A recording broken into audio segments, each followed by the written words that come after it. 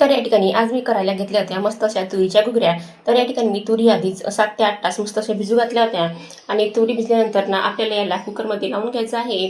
तर या ठिकाणी मी तुरी कुकरमध्ये टाकून घेतलेली आहे आणि त्यामध्ये आता थोडी हळद आणि मीठ घालून घ्यायचं आहे आणि आपल्याला ना ह्या तुरीला 3 ते 4 शिट्ट्या घालून मस्त शिजू द्यायचं आहे. कारण ना तुरी थोड्या शिजायला जड असतात, त्यामुळे त्याला जास्त शिट्टी होऊन आपल्याला शिजून घ्यायचं आहे. तर या ठिकाणी पटकन असा गॅस पेटवून घेतला आणि त्यावर कुकरसुद्धा ठेवून घेतला आणि याला हे चिट्ट्या होईपर्यंत ना आपण याचा मसाला तयार करून घेऊया. या ठिकाणी मी मस्त असं लसूण वगैरे सोलून घेतलेलं आहे, अद्रक घेतलेला आहे, हिरवी मिरची घेतलेली आहे, लसूण सुद्धा घेतलेला आहे. त्यानंतर त्यामध्ये आपल्याला थोडं जिरं टाकून घ्यायचं आहे आणि हे मस्त बारीक करून घ्यायचं आहे. तुम्ही मिक्सरला सुद्धा बारीक करून घेऊ शकता, परंतु मिक्सरपेक्षा ना याची चव खूप छान भारी लागते, म्हणून मी यामध्येच वाटण बारीक केलेलं आहे.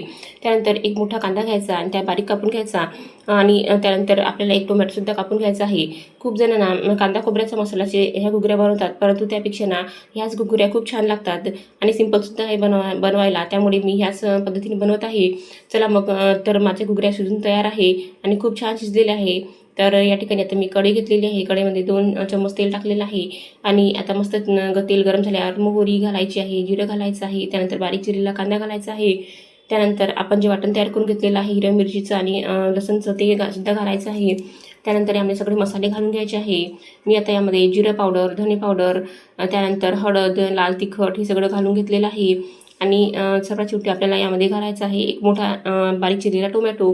तर आपल्याला हे सर्व मॅश होईपर्यंत मस्त 10 मिनटं होऊ द्यायचं आहे आणि त्यानंतर सगळ्यात लास्ट आपल्याला घालायचे आहे यामध्ये तुरीच्या शिजलेल्या घुगऱ्या.